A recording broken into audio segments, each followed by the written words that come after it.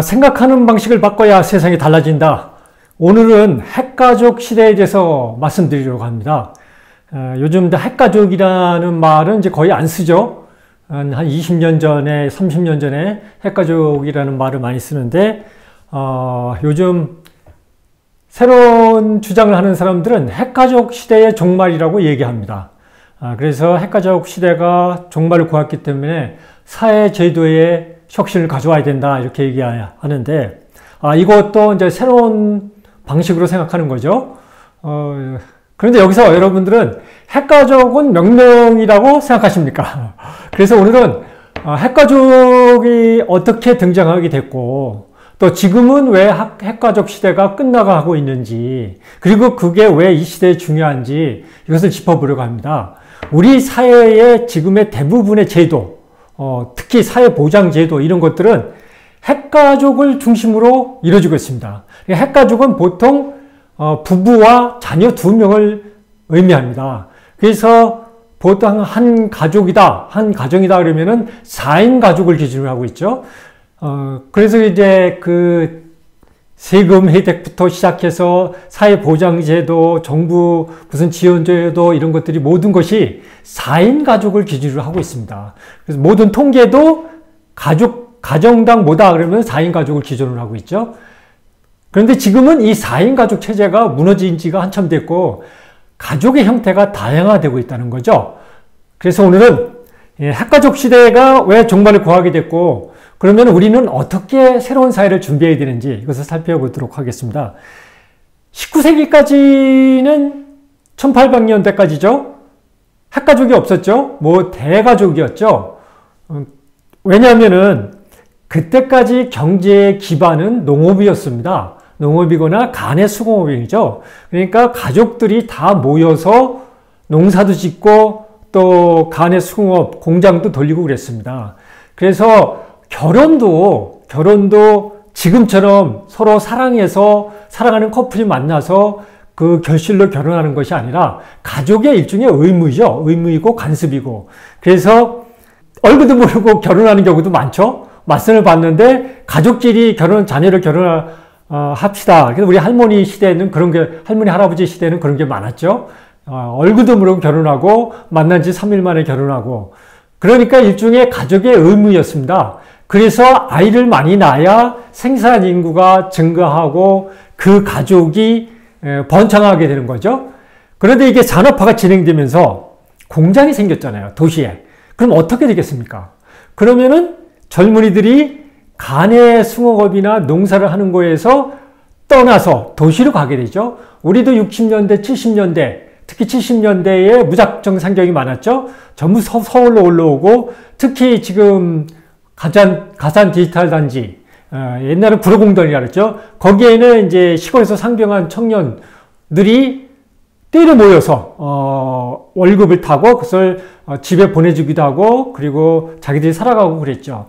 그게 이제 우리 한국의 70년대 모습인데, 이제 미국 같은 경우는 이제 20세기 넘어오면서 이런 현상이 벌어지기 시작한 거예요. 그러면서 자녀들이 떠나니까 이 대가족제가 무너지게 됐죠. 그리고 이 가족들도, 이제 자녀들도 도시로 가니까 돈을 벌게 됐잖아요. 그러다 보니까 옛날처럼 의무로 이 집안 저 집안에 협약에 의해서 결혼하는 게 아니라 자기들이 연애를 하기 시작한 거예요. 그러니까 연애를 하니까 데이트에 돈을 쓰게 됐죠. 이게 데이트에 자기들이 돈을 벌면서 자기들이 돈을 쓸 수 있는 재량권이 늘어났죠. 재량권이 늘어나니까 데이트에 좋은 상대를 구하기 위해서 데이트에 돈을 쓰기 시작하고, 그래서 경제 변화를 걷기 시작한 거예요.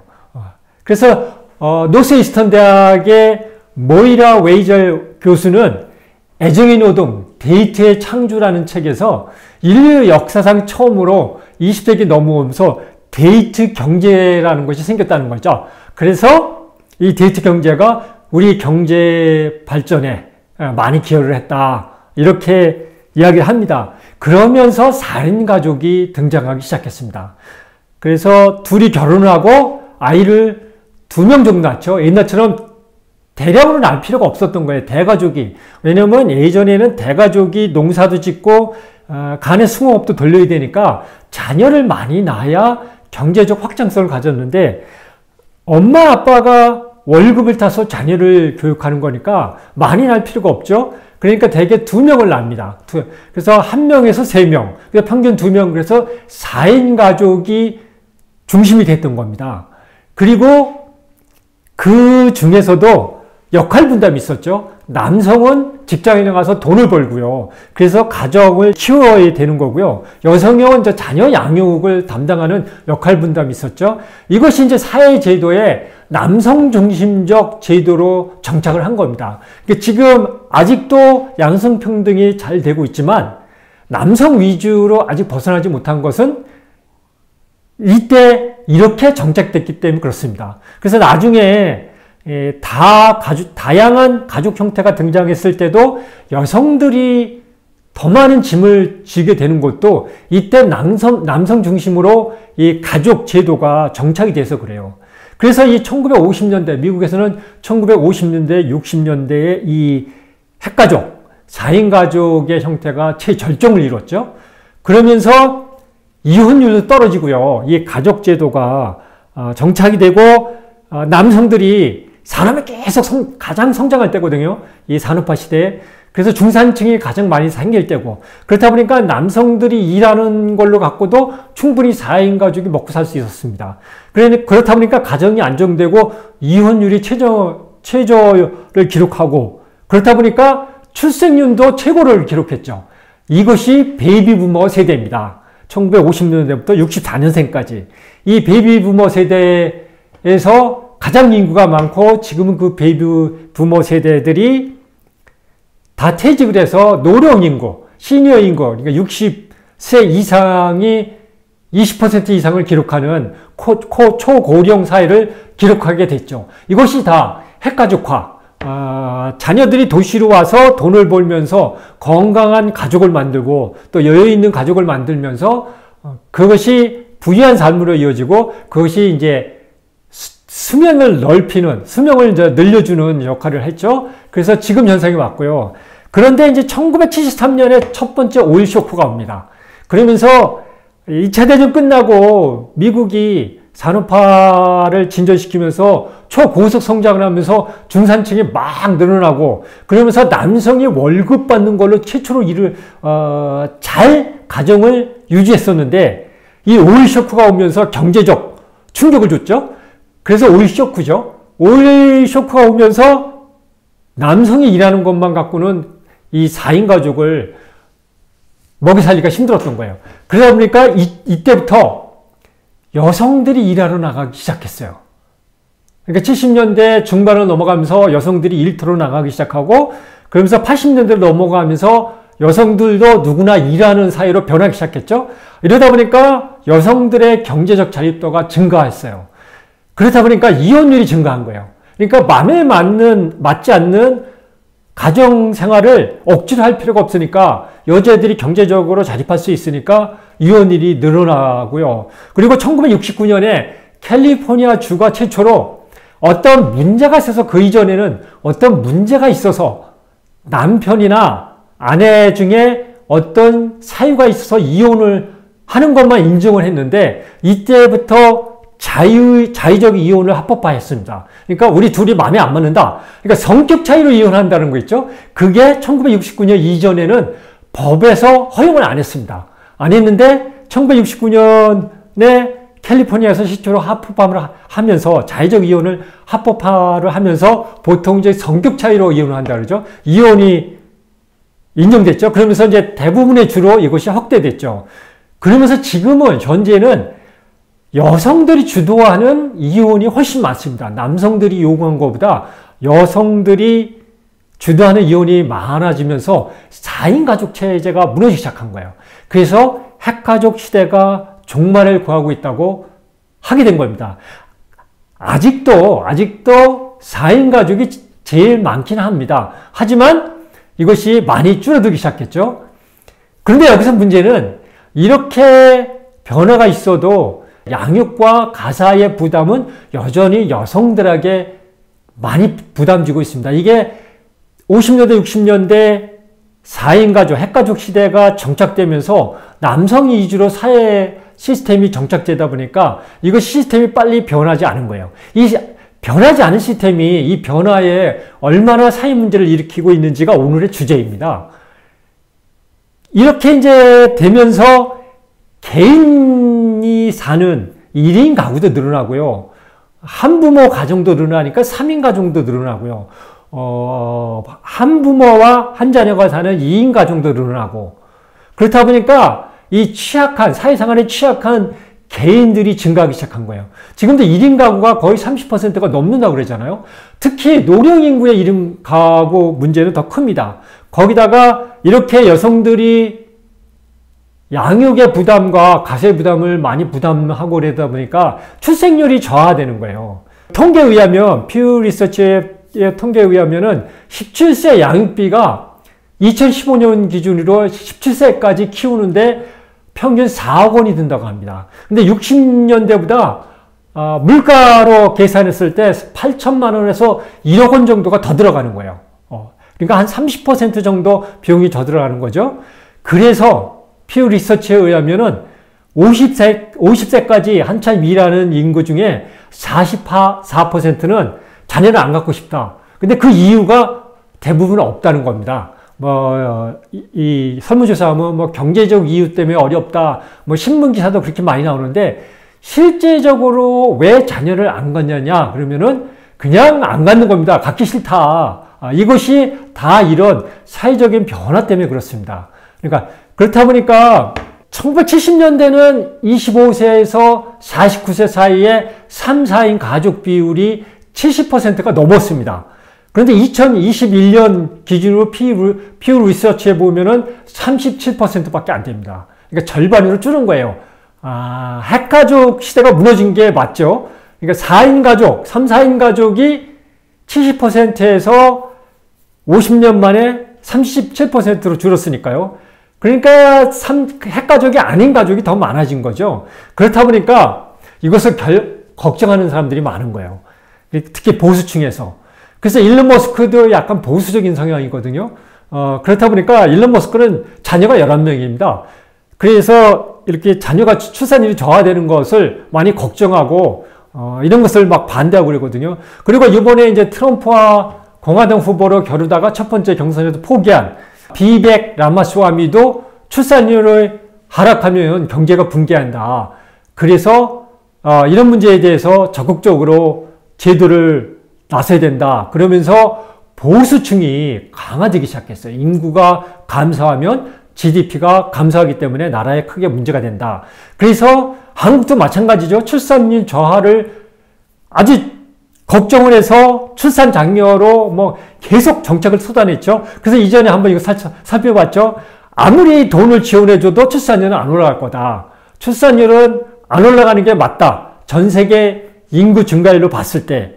단지 80세까지 우리가 일하는 방법을 찾아야 된다. 이것도 생각의 방법을 바꿔야 된다. 근데 보수층은 보수라는 것이 원래 옛날 방식대로 생각을 하는 거잖아요. 그러니까 생각을 안 바뀌니까 미국에서도 보수층이 여기에 대해서 막 강력하게 대응을 하는 거예요.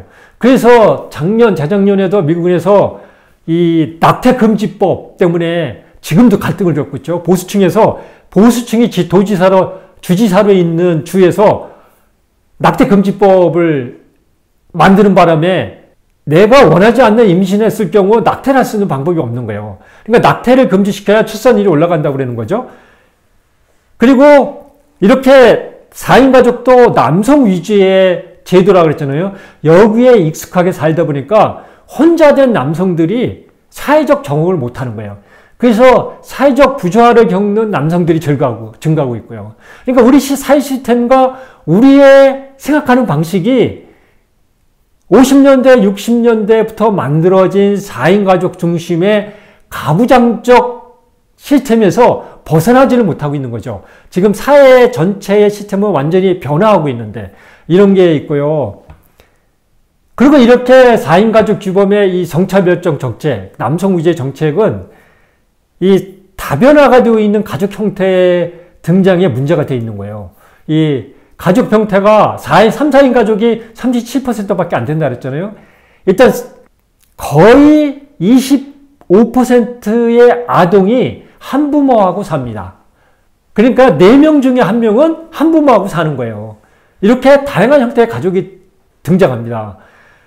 미국에서는요, 다성의 가족이라고 합니다. 결혼처럼 한 파트너의 충실을 하게 하는 게 아니라 여러 사람이 한 가족처럼 사는 거죠. 그러니까 누가 여러 명이 같이 사랑을 나눌 수 있는 이것을 매사추세츠주의 소머빌이라는 이 도시에서는 이걸 합법화 시켰어요. 이런 것까지 등장하고 있어요. 그리고 미국의 여러 주나 유럽 이런 여러 나라에서는 동성애 부부도 합법화하고 있죠.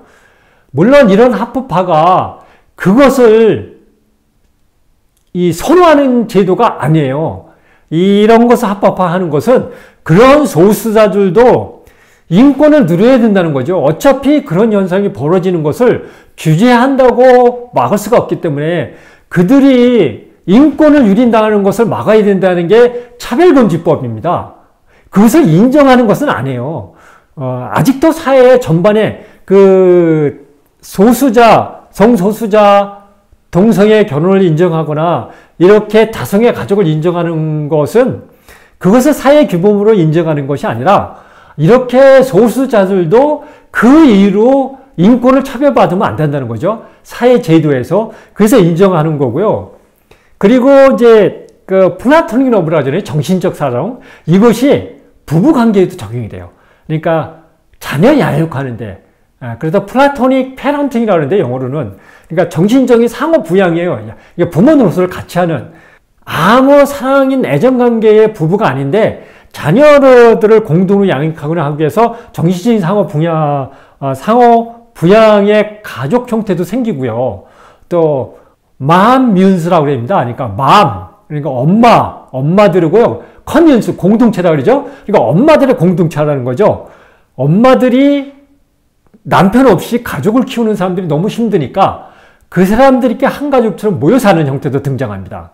그리고 또 미국에서는 지난번에도 한번 살펴봤지만 이 대학 졸업하거나 이 큰 자녀들이 사회에서 경제적으로 빨리 독립하기가 너무 어려워지니까 점점 어려워지니까 다시 부모 집으로 들어가서 월세 이런 게 너무 높아지니까 집세 이런 거에 부담을 줄이고 부모와 같이 생활하는 인구가 이미 미국에서도 500만 명이 넘어섰다 그랬잖아요. 이렇게 다세대가 그러니까 할아버지 세대, 아버지 세대, 손주 세대가 같이 사는 다세대 대가족 제도가 다시 부활하고 있습니다.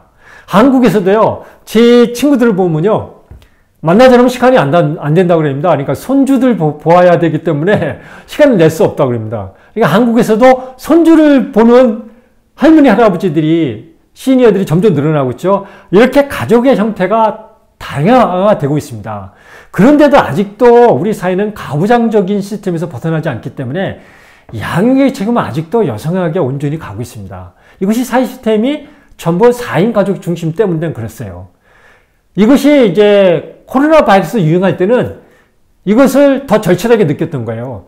가족이 많으면은 서로 도와주면 되거든요. 왜냐면 이 격려가 되고 막 그러니까 다른 사람이 도와줄 수가 없어요. 그런데 혼자 살거나 이렇게 다양한 형태의 둘이 살거나 이런 사람들은 아프면 누구도 도와줄 수가 없는 거예요. 그래서 이게 사회제도가 바꿔야 된다는 것이 그때부터 더 절실하게 느껴진 거죠. 그런데도 아직도 우리 시스템 보면요. 4인 가족 중심으로 되어 있어요. 그리고 지금도 모든 정책이 출산 장려에 되어 있지만 특히 시니어들, 혼자 사는 독거 시니어들, 이 노령 인구, 그리고 젊은 사람들도 혼자 사는 사람 많거든요. 이런 사람들에 대한 사회제도 고민은 아무도 안 하고 있어요. 어떤 가족 형태, 그러니까 4인 가족의 핵가족 시스템이라든가 편부모 가정, 그러니까 한 부모가 한 아이를 키우는 가정이나 아니면 혼자 사는 개인 가정이나 어느 제도도 취약합니다. 완벽하게 이 사회의 변화에 적응할 수가 없거든요. 그래서 여기에 맞춘 사회 제도 개혁이 필요하다는 것이죠. 이것이 연구가 공동체 활용 공간 제공입니다.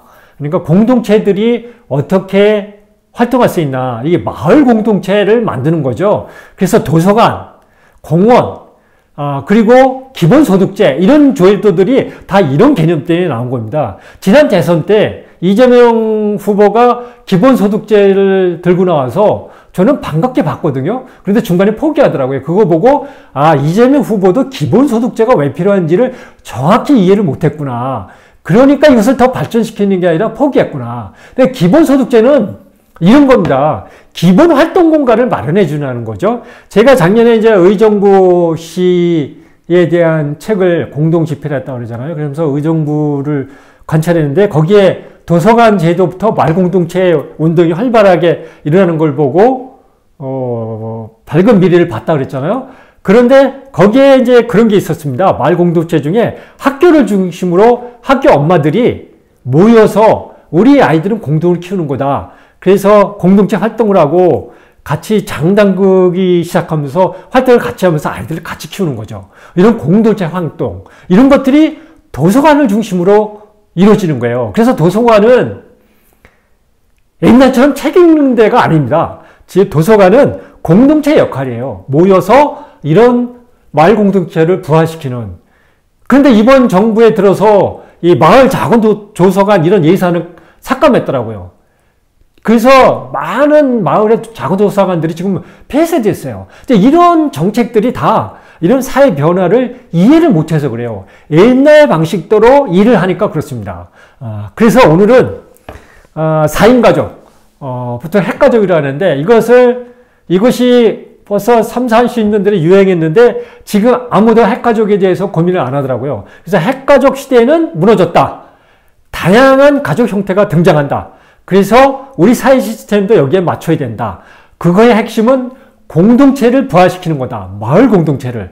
여기에 정부의 정책도 집중해야 되고 그 모델은 어떤 게 바람직한지 아무도 모릅니다. 그래서 정부도 학교 학자들도 그리고 정치인들도 기업도 그리고 우리 개인들도 여기에 대한 고민을 하면서 여러 가지 시도를 하면서 바람직한 모델을 해야 우리가 바람직한 미래를 만들 수 있다. 그래서 오늘은 생각해봐 하는 방식으로 바꿔야 미래가 바뀐다. 핵가족 시대의 종말에 대해서 말씀드렸습니다.